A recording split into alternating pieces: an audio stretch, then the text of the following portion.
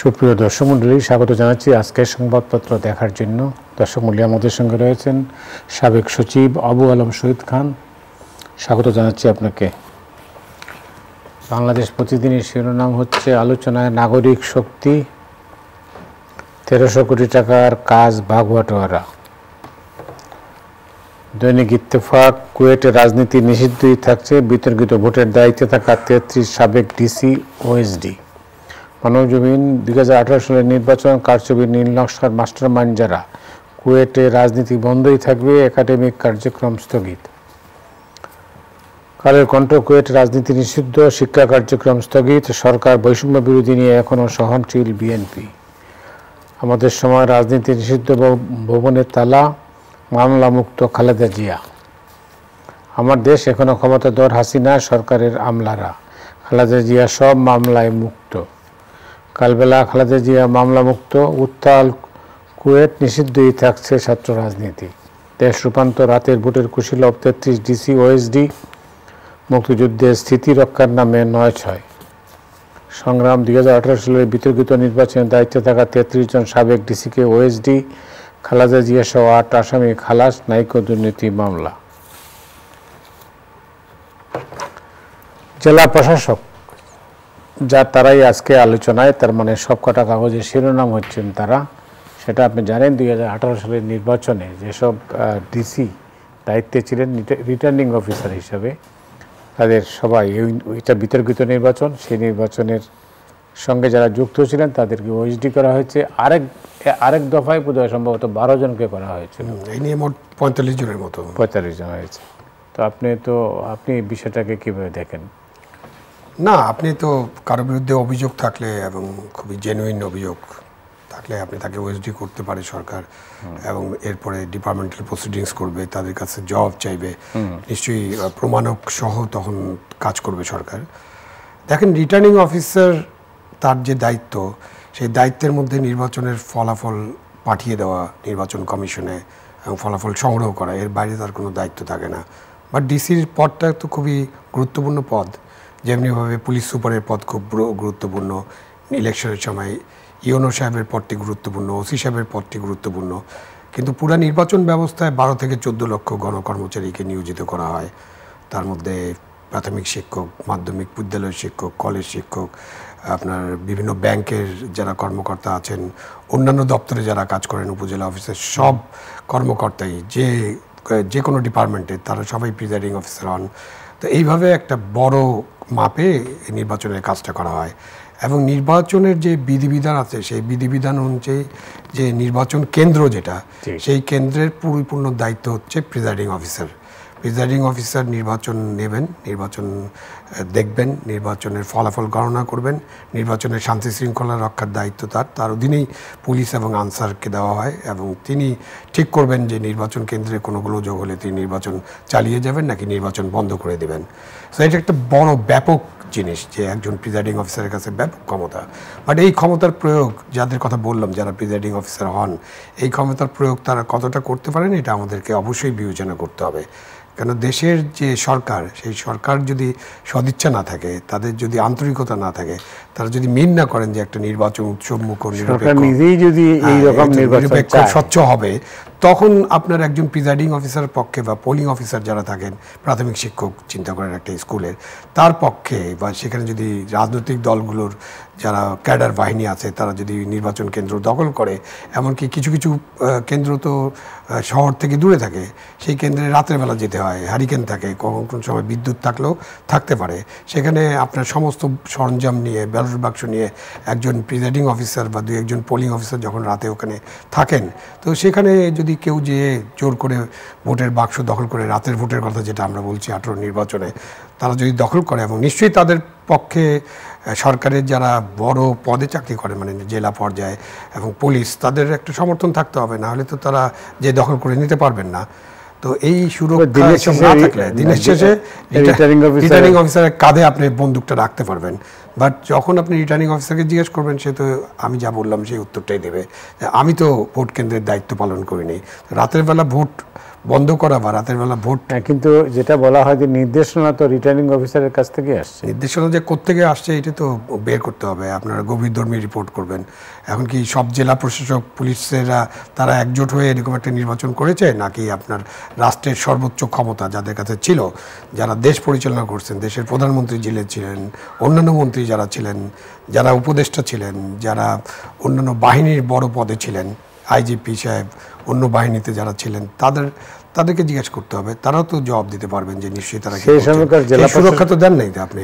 সেই সময়কার জেলা প্রশাসকরা এখন কি তারা জয়েন্ট সেক্রেটারি লেভেলে আছে, হয়তো তারা বিভিন্ন ডিপার্টমেন্টে কাজ করছে। এটার একটা পূর্ণাঙ্গ তালিকা তো আপনার প্রকাশ হয়েছে, বেরিয়ে গেছে, জিও হয়েছে।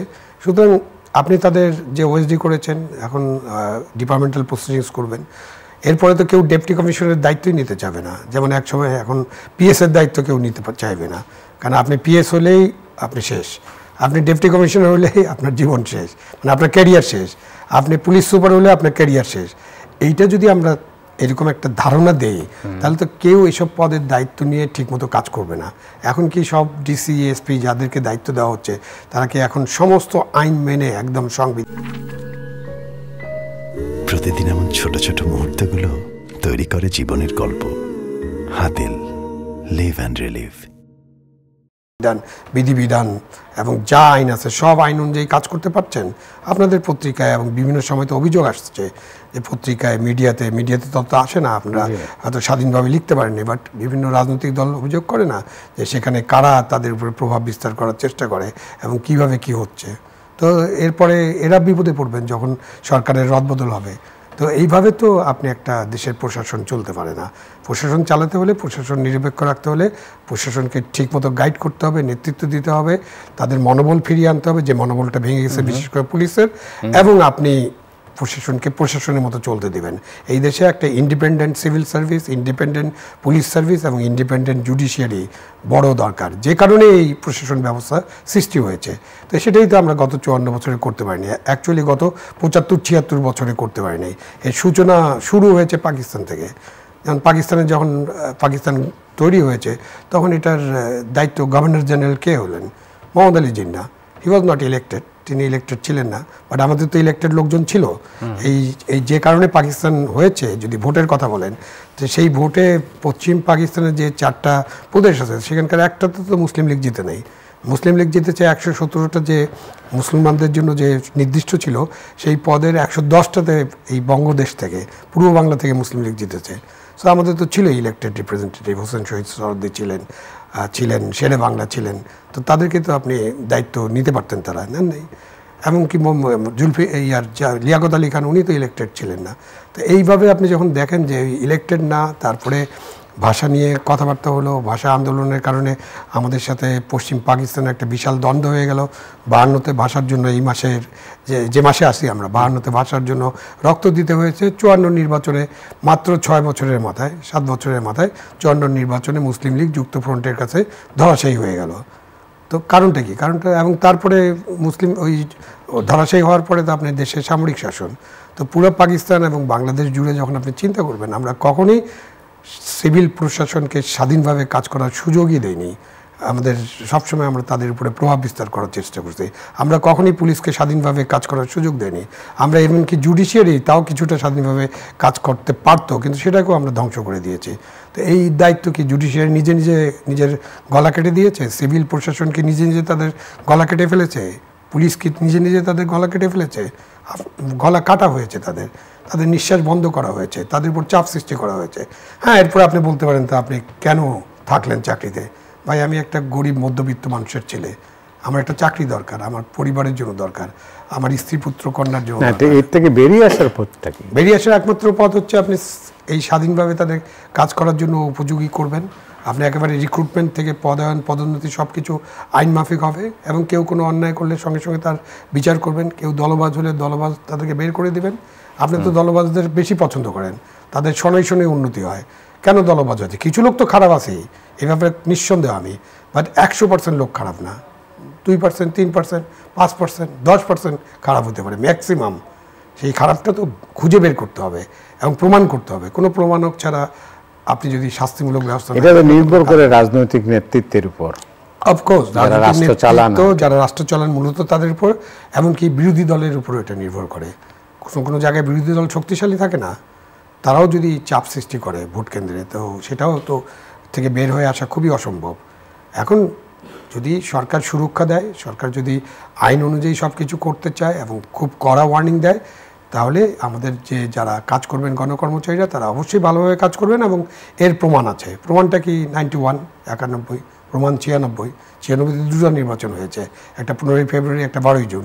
ওখানে তো আমরা দুটো নির্বাচনের মধ্যে ডিফারেন্সটা দেখতেই পারি। 90 দিনের মধ্যে কি আমরা 90% গণকর্মচারীকে বাদ দিয়ে দিয়েছিলাম? আমরা 2-4 জনকে খালি বদলি করেছি, তাই না? তার প্রমাণ 2001, 2008 প্রমাণ তো আছে। প্রমাণ থাকার পরেও তো এই দায়িত্ব না, কিন্তু ওই নির্বাচন কমিশন বা পুরো কমিশনটাই তো এর সাথে নিশ্চয়ই যুক্ত। নির্বাচন কমিশনও ওইভাবে ফাইনালি নির্বাচন কমিশন তো 5 জনের কমিশন, এবং তাদের কিছু কর্মচারী আছে, কিছু গণকর্মচারী আছে। তারা তো দায়িত্ব এড়াতে পারে না। তারা দায়িত্ব এড়াতে পারে না, কিন্তু তারাও তো ওই একটা বাধ্যতার মধ্যে পড়ে। তারা তো বিপ্লব করতে পারে না। ছাত্ররা বিপ্লব করতে পারে, সাধারণ মানুষ বিপ্লব করতে পারে, গণ অভ্যুত্থান করতে পারে, আন্দোলন করতে পারে, রক্ত দিতে পারে। হ্যাঁ, তাদের লেভেলে আমি মনে করি তারা বিবেকের তাড়নায় হয়তো তারা পদত্যাগ করতে পারতেন, কিন্তু কেউ করেননি। এটা আমাদের জাতির জন্য দুর্ভাগ্য। এটা করলে হয়তো পরের নির্বাচন। কিন্তু তাদেরকে কি বাধ্য করা হয়েছে যে মানে ভোটের পার্সেন্টেজ সকালে একটা বললেন, দুপুরবেলা চেঞ্জ হয়ে গেল? তাদেরকে এটা বাধ্য করা হয়নি। তারা যা পাচ্ছেন তাই করছেন। তাদের যে কর্মচারীরা আছে, নির্বাচন কমিশনও তো গণকর্মচারী, তারাও তো দলবাজ হয়ে গেছে। হ্যাঁ, তারাও দলবাজ হয়ে যান, এবং তারাও হয়তো হুমকির মুখে থাকেন। এখন আমাদের সামনে তো কোনো নির্বাচন কমিশনার নেই, তাদেরকে জিজ্ঞাসা করা যেতে পারে। এই সিদ্ধান্তের মধ্যে দিয়ে আমরা কি বার্তা পাচ্ছি?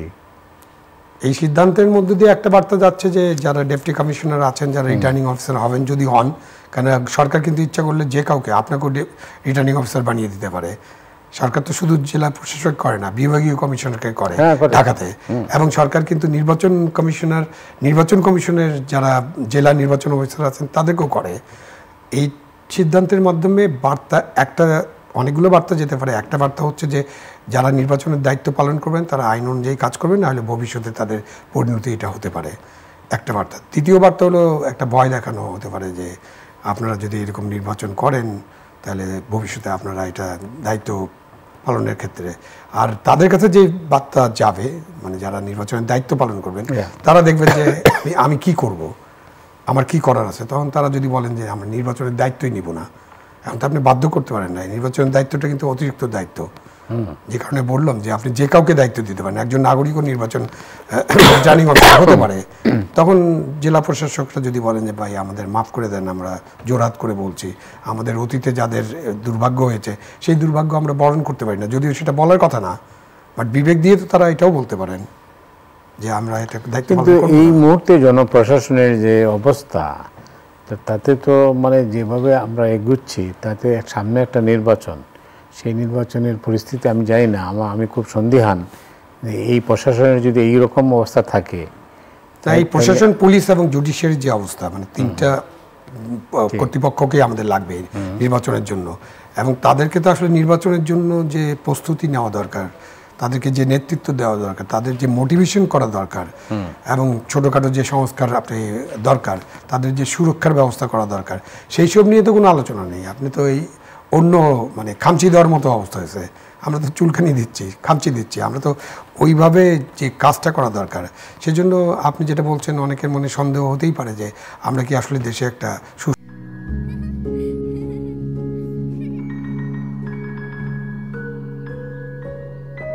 প্রতিদিন এমন ছোট ছোট মুহূর্তগুলো তৈরি করে জীবনের গল্প। Hatil, live and relive. সুষ্ঠু, স্বাধীন, নিরপেক্ষ, উৎসবমুখর নির্বাচন চাই কিনা সেটা আমি জানি না। যাই হোক, অন্য প্রসঙ্গে যাই। আপনি জানেন কুয়েট পরিস্থিতি, সেটা এখনও অনেকটা শান্ত হইলেও কারণ পরিস্থিতিটা নানাভাবে নানামুখী হচ্ছে। তো এখানে ওইখানে কিন্তু শিক্ষিত হয়ে গেছে, বন্ধ হয়ে গেছে। ছাত্র রাজনীতি নিষিদ্ধই থাকবে, নিষিদ্ধ আগেও ছিল, তারপরেও কার্যক্রম শুরু হয়েছিল বিভিন্নভাবে। যে যার মতো যার কন্ট্রোলে থাকে সেই করে আর কি, এইগুলো পরিস্থিতি। তো এই পরিস্থিতিতে এটার কিছুটা জের ঢাকা বিশ্ববিদ্যালয়েও পড়েছে। তো অল্প আগে যেটা আমরা শুনলাম যে ছাত্রদের তরফেও প্রেসিডেন্ট যাতে শহীদ মিনারে না যেতে পারেন, সেই আলটিমেটাম দেওয়া হয়েছে, শুনেছেন সব নিশ্চয়ই। শুনেছি। কুয়েটের পরিস্থিতি, কুয়েট কিন্তু একটা খুব ভালো ইনস্টিটিউট এবং কুয়েটের অনেক সুনাম আছে। যারা ঢাকা ইঞ্জিনিয়ারিং ইউনিভার্সিটিতে ভর্তি হতে পারে না তাদের অনেকেই ওখানে কুয়েটে ভর্তি হয় এবং তাদের একাডেমিক ডিসিপ্লিন এবং নানান কারণে তাদের খুব সুনাম ছিল। এই 5ই আগস্টের পরে কিন্তু কুয়েটে ওই যে ভিসিকে নিয়েও একটা বড় ধরনের সমস্যা হয়েছিল এবং ভিসি পদত্যাগ করে চলে গিয়েছিলেন। লেখাপড়ার পরিবেশ ভালো ছিল। সেখানে ছাত্র রাজনীতি নিয়ে আমাদেরকে অবশ্যই সবার সাথে আলোচনা করে সিদ্ধান্ত নিতে হবে। এখন আপনি প্রকাশ্য ছাত্র রাজনীতি নিষিদ্ধ করে দিতে পারেন, কিন্তু প্রকাশ্য ছাত্র রাজনীতি নিষিদ্ধ করার পরে আপনি সেই সব ইনস্টিটিউটে রাজনীতি হচ্ছে কিনা সেটা আমি সবাই জানি এবং যারা শুনছেন সবাই জানেন। অপ্রকাশ্য তো রাজনীতি আছে এবং তারা তো তৎপর থাকে। তো সেই কারণে আপনি প্রকাশ্য রাজনীতি বন্ধ থাকবে, অপ্রকাশ্য রাজনীতি চলবে, এইরকম তো ডাবল স্ট্যান্ডার্ড হতে পারে না। সুতরাং হয় ছাত্র রাজনীতি হবে, নাহলে টোটালি বন্ধ হয়ে যাবে। এবং আপনি টোটালি কখনো বন্ধ করতে পারবেন না, এটা আমরা বারবার আলোচনা করছি। কোনো জিনিস আপনি নিষিদ্ধ করে কিছুতেই বন্ধ করতে পারবেন না, এবং বন্ধ করা যায়নি। আমরা তো ইউনিভার্সিটির ছাত্র ছিলাম, আমরা তো লেখাপড়া নিষিদ্ধ করলে তো কোনো সমাধান হয় না, এটার তো কোনো সমাধান নাই। এখন আপনি ছাত্র রাজনীতিকে ডিসিপ্লিনের মধ্যে আনতে পারবেন। আপনি তো আমাদের নির্বাচনী যে আইন বিধিবিধান আছে তাতে বলা হয়েছে যে কোনো রাজনৈতিক দলের লেজুর কোনো সংগঠন থাকতে পারবে না। তো আপনি সেটা করেন, সেই জিনিসটাকে ঠিক করেন, সেটা ইমপ্লিমেন্ট করেন। কিন্তু আপনি যদি বলেন যে কেউ এখানে প্রকাশ্য রাজনীতি করতে পারবে না, অমুক দল করবে না, তমুক দল করবে না, তলে তলে অন্যরা প্রকাশ্যে গোপনে রাজনীতিটা চালিয়ে যাবেন, সেটা তো কেউ মেনে নেবে না। সেই কারণেই কিন্তু পরিস্থিতি ঘোলাটে হচ্ছে। সেই জায়গায় আমাদের আলাপ আলোচনা করে একটা সিদ্ধান্তে আসতে হবে। এবং আমি কখনোই ছাত্র রাজনীতি বা কোনো রাজনৈতিক দল নিষিদ্ধ করার পক্ষে নই, এবং এটা করে কোনো লাভ হয় না আসলে। তো আমি চাই যে দেশে একটা শৃঙ্খলিত, মানে স্বাধীন এবং একটা ডিসিপ্লিন ছাত্র রাজনীতি থাকুক। এবং আমাদের যে নির্বাচনগুলো হচ্ছে, আমরা তো চাই যে ডাকসু, ইয়কসু সমস্ত যে ছাত্র পরিষদগুলো আছে তাদের মধ্যে নির্বাচন হোক, কারণ ওই নির্বাচনের মধ্য দিয়ে তো আপনার নেতৃত্ব বেরিয়ে আসবে। বাংলাদেশের দুর্ভাগ্য যে স্বৈরাচারী আমলে, সেটাকে স্বৈরাচার বলা হয়, তখন কিন্তু পরপর 3বার ডাকসু নির্বাচন হয়েছে। তারপরে আমরা বন্ধ হয়ে গেল, তারপরে 1-2টা ডাকসু নির্বাচন হলো, তারপরে বন্ধ। মানে গত আপনি 24 আর 10 34 বছরে বা আর একটু কম 32 বছরে আপনি কোনো ডাকসু নির্বাচন নেই। মাঝখানে একটা হয়েছিল, নূর সাহেব সহসভাপতি হয়েছিল, এবং ওই নির্বাচন নিয়ে অনেক কথাবার্তা আসছে। ডাকসু নাই, ইয়কসু নাই, জাকসু নাই, কোনোখানে নির্বাচন নাই। তো আপনি নির্বাচন নেই, তো আপনি নেতৃত্ব কোত্থেকে আসবে, কোথা থেকে নেতৃত্ব ডেভেলপ করবে? ছাত্রদের মধ্যে আমরা তরুণদের নেতৃত্বের কথা বলছি, আমরা যুবকদের নেতৃত্বের কথা বলছি। তো একটা প্রসেসের মধ্যে দিয়ে তো নেতৃত্ব ডেভেলপ করতে হবে। তো সুতরাং আপনি যদি ওই ইলেকশন চান, তাহলে তো অবশ্যই যে যারা সক্রিয় ছাত্র রাজনীতিতে আছেন তারা সকলেই ওপেনলি ছাত্র রাজনীতিতে করতে পারবেন, এবং তখন আপনি তাদের সমালোচনা করেন। তারা যদি কোনো খারাপ কাজ করে, তারা যদি হল দখল করে, সিট দখল করে, তারা যদি গেস্ট রুম তৈরি করে, হ্যাঁ, তারা যা খারাপ কাজ অতীতে হয়েছে সেগুলো যদি করতে যায়, তখন তাদের ব্যাপারে আইনগত ব্যবস্থা নেবে, বিশ্ববিদ্যালয় প্রশাসন ব্যবস্থা নেবে, এবং ছাত্ররাও তখন এটার বিরুদ্ধে রুখে দাঁড়াতে পারবে। সেটাই হলো পদ্ধতি। আলোচনায় নতুন দল, বাংলাদেশ প্রতিদিনের শিরোনাম হচ্ছে যে আলোচনা নাগরিক শক্তি। এই প্রসঙ্গে বিএনপি মহাসচিব মির্জা ফখরুল ইসলাম আলমগীর বলেছেন, সরকারে বসে দল গঠন মেনে নেওয়া হবে না। এটা তো বিএনপির স্ট্যান্ড অনেক দিন ধরেই। যদিও বিএনপি যখন তৈরি হয়েছিল সেটা ক্যান্টনমেন্টের থেকে জেনারেল জিয়াউর রহমানের দলটাকে গঠন করার চেষ্টা নেন এবং তিনি দলটা গঠন করেন। তারপরে এই দলটা কিন্তু 91 সালে জনগণের পপুলার ভোটে ক্ষমতায় এসেছিল, দায়িত্বে এসেছিল, এবং বেগম খালেদা জিয়া প্রধানমন্ত্রী হয়েছিলেন। এই দলটাই আবার 2001 সালে জনগণের পপুলার ভোটে ক্ষমতায় এসেছিল। সো ওই যে সরকারের সহযোগিতায় দল গড়ার যে অভিশাপ বা যে কলঙ্ক বা সেটা থেকে যে সিল, সেটা থেকে কিন্তু তারা বেরিয়ে এখন জনতার একটা দলে রূপান্তরিত হয়েছে। এখন জেনারেল জিয়াউর রহমান সাহেব তো একজন সামরিক শাসক ছিলেন, এরশাদও এইভাবে দল করেছেন, তিনি একজন সামরিক শাসন ছিলেন, তাদের কোনো দল ছিল না। কিন্তু বর্তমান তত্ত্বাবধায়ক সরকার, ডক্টর ইউনূসের নেতৃত্বে যে তত্ত্বাবধায়ক সরকার, সেই তত্ত্বাবধায়ক সরকার তো জোর করে কোনো ক্ষমতা দখল করে নেই, এবং তাদের অধীনে কোনো কিংস পার্টি হবে এটা কেউ প্রত্যাশা করে না। এবং তারা তাদের সরকারে যারা আছেন, কেউ অনেকেই নাই, হয়তো নিশ্চয়ই প্রফেশনালরা এটা সাপোর্ট করেন না।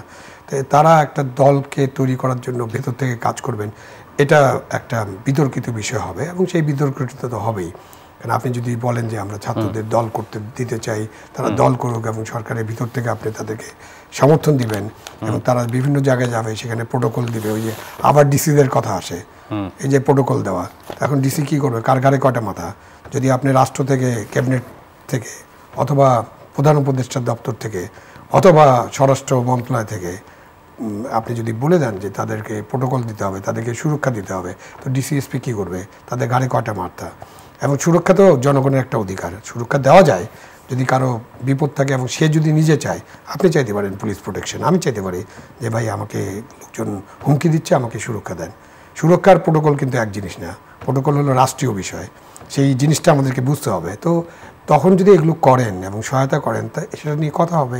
খুব স্বাভাবিকভাবে অন্তর্বর্তীকালীন সরকারের কাছে কোনো রাজনৈতিক দল গঠন প্রক্রিয়ায় সহায়তা করা, এটা আমাদের যে আশা আকাঙ্ক্ষা বা স্বপ্ন, সেটার সাথে যায় না। এই জন্য প্রতিদিন এমন ছোট ছোট মুহূর্তগুলো তৈরি করে জীবনের গল্প। Hatil, live and relive. বিরোধী দল যারা আছে, বিএনপি খুব রাইটলি এটাকে অপোজ করছে। অপোজ করাইটাই খুব স্বাভাবিক। এটা নিয়েও তো আলোচনা হতে হবে। আপনারা তো অনেক বিষয় নিয়ে আলোচনা করবেন, সংস্কার নিয়ে আলোচনা করবেন। তাহলে এই বিষয়টা তো সরকারের থেকে দল বানানো যাবে কি না, এটা নিয়ে আলোচনা করে এটা সিদ্ধান্ত নিতে হবে। তো সিদ্ধান্ত নেওয়ার আগে যদি সমর্থন শুরু হয়ে যায়, তাহলে তো এটা নিয়ে বিতর্ক হবে, আলোচনা হবে এবং পরিস্থিতিটা ঘোলাটে হবে, মুখোমুখি হয়ে যাবে সব কিছু। তো ভবিষ্যৎ কী তাইলে? ভবিষ্যৎ তো হলো আমাদের অন্তর্বর্তীকালীন সরকারের হাতে। বাংলাদেশের ভবিষ্যৎ এখন ডক্টর ইউনূসের হাতে, নোবেল লরেট।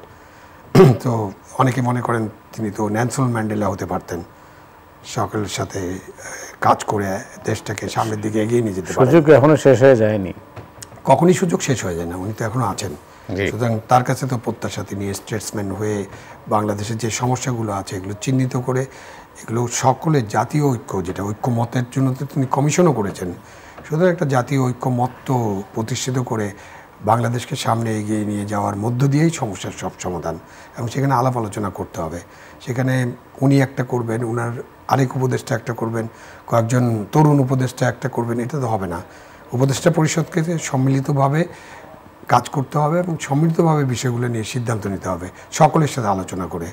যেটা অতীতে সরকার করেনি বলে তো তারা ফ্যাসিস্ট।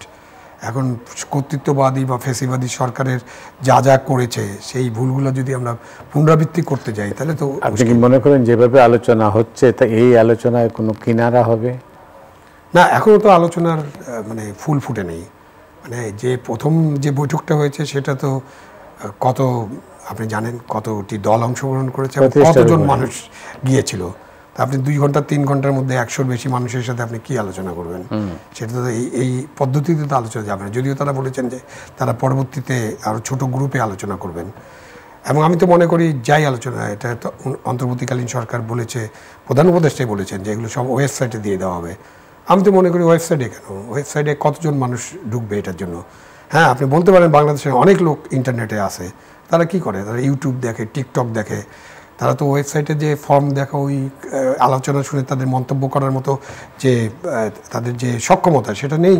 এবং আমাদের তো ভোটার হলো 12 কোটির উপরে, তো এই সকল ভোটারের কাছে তো ওয়েবসাইট যাবে না।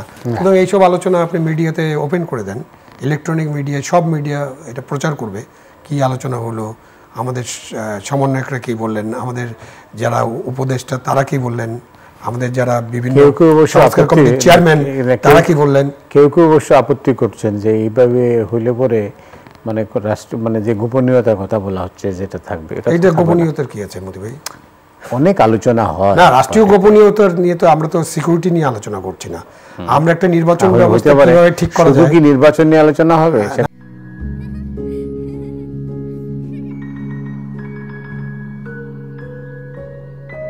প্রতিদিন এমন ছোট ছোট মুহূর্তগুলো তৈরি করে জীবনের গল্প। Hatil, live and relive. যখন আপনি আলোচনা করবেন তখন আপনি ঠিক করবেন, নির্বাচন নিয়ে আলোচনা হবে, তখন আপনি ঠিক করবেন এটা। সুতরাং কেউ কেউ বলছেন এই তো আমরা যদি ঢাক গুড়গুড় ভিতরেই রেখে দেই, তাহলে কে কী আলোচনা করলে এটা যখন ওনারা এসে বলবেন, আপনি তো আমার চেয়ে বেশি সাংবাদিকতা জগতে আছেন, আপনি যখন একটা আলোচনা হবে তখন যারা 4টা পক্ষ যদি থাকে, আপনি 4 জন 4 রকমের কথা বলবেন, কে ঠিক বলতেছে কে ঠিক বলতেছে না এটা তো আমরা বুঝতে পারবো না। এবং এটা অলরেডি এটাও প্রমাণিত হয়েছে, বিএনপি আলোচনার পরে এসে একটা কথা বলে এবং প্রধান উপদেষ্টার যে প্রেস সচিব আছে তিনি বলেন যে এই বিষয়তে কোনো আলোচনাই হয়নি। তো তাহলে কি হবে, তো তখন কি হবে? সুতরাং এই আলোচনাগুলো অবশ্যই ওপেন হতে হবে, এবং ওপেন না হলেই আমরা বিভিন্ন ধরনের গুজবের শিকার হব। কেন আমেরিকায় তো আপনার আলোচনাটা, আমরা তো অনেক কারণে আমেরিকার উদাহরণ দেই, আমেরিকান গণতন্ত্রের উদাহরণ দেই, তো সেখানে আপনার যে ডিফেন্স সেক্রেটারি কি হবে এটা নিয়ে আলোচনা হয় না? শুনছেন না কি পরিমাণ আলোচনা হয়, কি পরিমাণ ব্যক্তিগত তথ্য সামনে চলে আসে। ইভেন একটি মেয়েকে টাকা দিয়েছিল, বয়স কম ছিল, এটা আলোচনা চলে। এটা তো আমেরিকান সিস্টেম না, আমরা আমেরিকান সিস্টেম না যে, কিন্তু আমরা যদি গণতন্ত্রের কথা বলি, আমি তো আমেরিকান সিস্টেমের কথা বলছি না, বাট আপনি যখন আলোচনার কথা বলবেন, গণতন্ত্রের কথা বলবেন, আপনি বলবেন যে ওয়েবসাইটে এটা আমরা দিয়ে দিব, সেটা নিয়ে আপত্তি করেছে অনেকে।